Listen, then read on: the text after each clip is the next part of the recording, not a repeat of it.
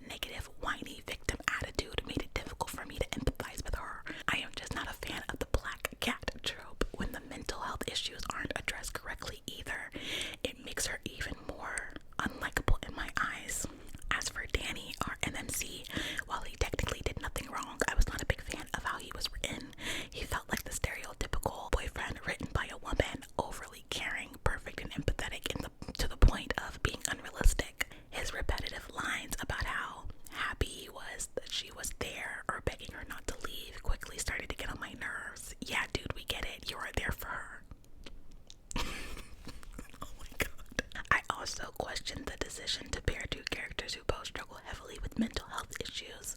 While I am not saying relationships should define our happiness or well-being, some level of stability is important, and it felt hard to believe that this relationship could realistically work long term. Maybe I'm overthinking it, or maybe I just never really connected with the characters and gave up too soon. Who knows? Okay, bye. Okay.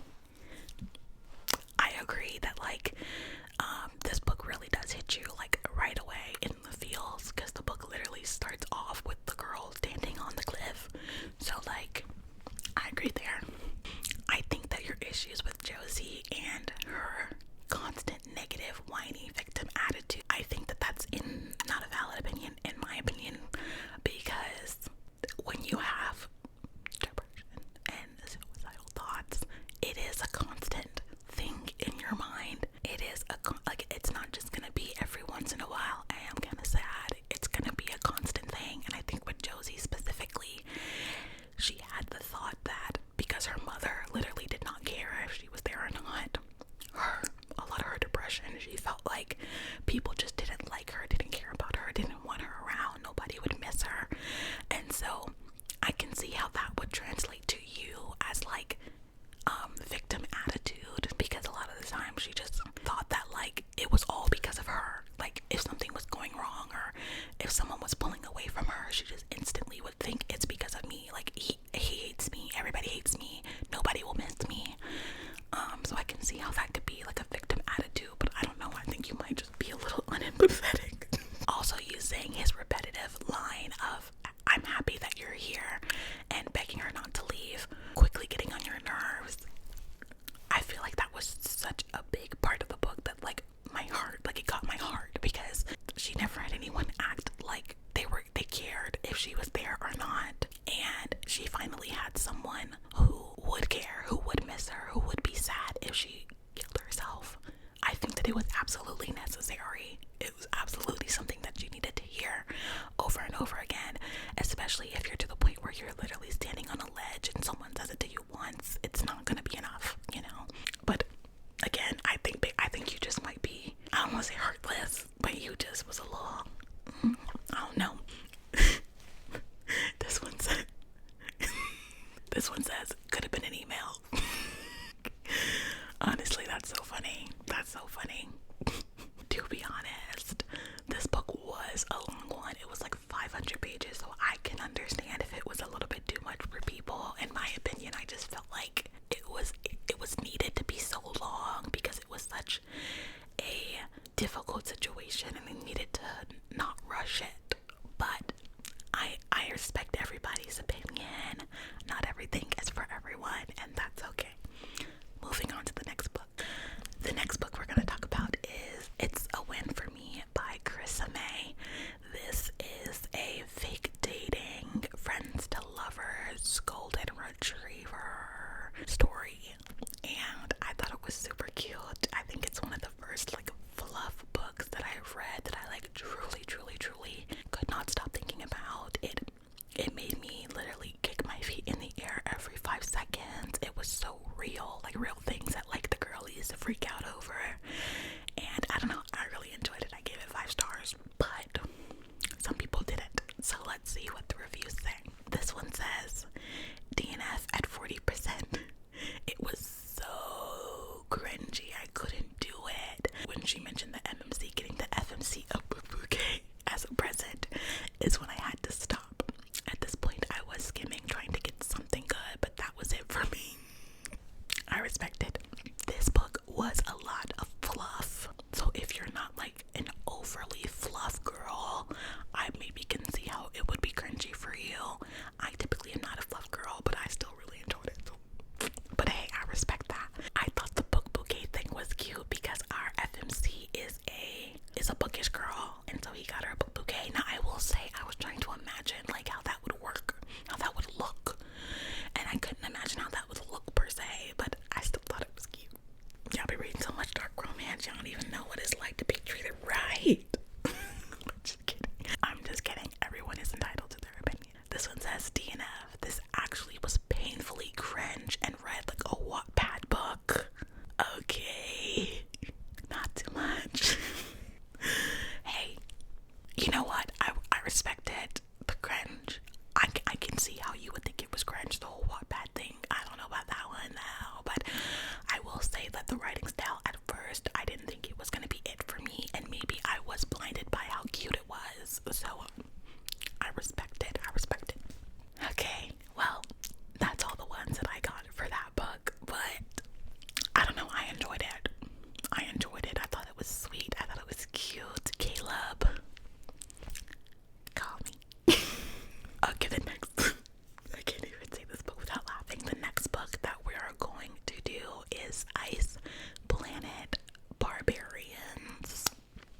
specifically chose this book because I just knew that the reviews were going to be hilarious, because this book is basically smut overload about a girl who ends up on a planet with big blue aliens, and she finds her mate on the planet, and they're just doing it, and it's just real good. And I think I gave this book like 4 stars when I first started reading it. I was like, Jaden, what the fuck are you reading?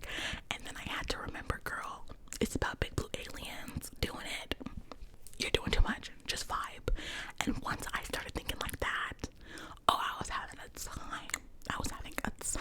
Okay, I thought it was super cute the way that the FMC and the MMC communicated. I don't know, I thought it was cute, but I know a lot of people think that this is hot garbage. So let's see what they say. This first one says, was this absolutely terrible? Yes it was. Riddled with plot holes. True. Lackluster world building. Also true. Insta love. Also true. Stilted dialogue. And why give a man a tail and horns if he's not going to use them? In what way? However, am I also on my way to read the second book? Yes I am. I will be taking no further questions on the state of my mental health. Thanks. Honestly, this is low-key me. Did I write this? The book did have a lot of those plot holes and unanswered questions and lackluster world building, but man, oh man, did I eat it up. Loved it. Don't care. Next. This one says, was it good? No. Did it make me uncomfortable? Yes. Did I enjoy the experience? Absolutely. I don't know, guys. These might not be 1 stars. I feel like y'all could have added a star or 2. Y'all could have added a star or 2. Y'all could have added a star or 2. It sounds like y'all had a good time. Like, I don't know. Ice Planet Barbarians. Trigger warning. Grape. Weird possessive alien blue man with ridges and textures on his pee-pee. Long and repetitive descriptions of said alien's massive Godzilla peen. And there's a quote that says, and he can't stop staring at me as if I'm some magical sucking unicorn come to life. Okay, get serious, Jaden. Avatar the movie meets 50 Shades of Grey, 365 days, and Wattpad's 2016 fanfiction formula where your abusive grandmother sells you to One Direction to feed her crack addiction. Are you lost, baby girl? Are you lost, baby girl? And I want you sore, baby girl, all in one book.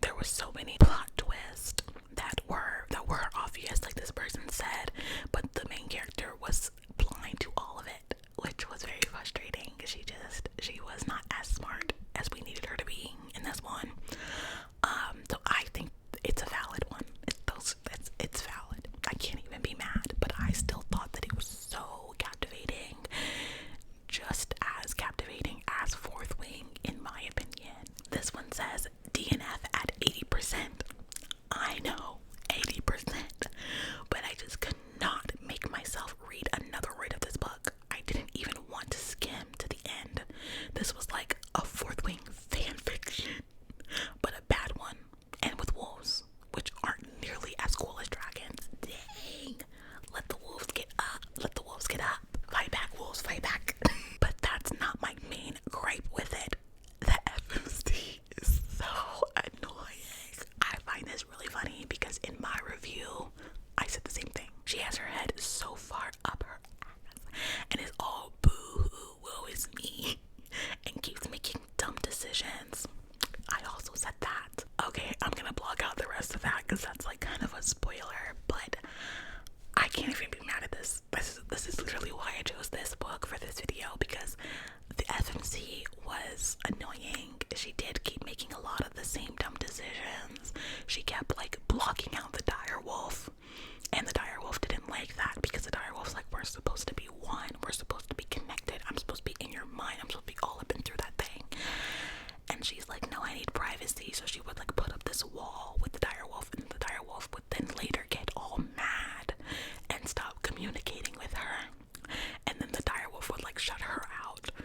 And then she'd be like, why are you doing this? Why are you acting this way? And then the direwolf was like, I already told you. Like, I don't like when you do that and you keep doing it. And then you are shocked when the direwolf is upset at you.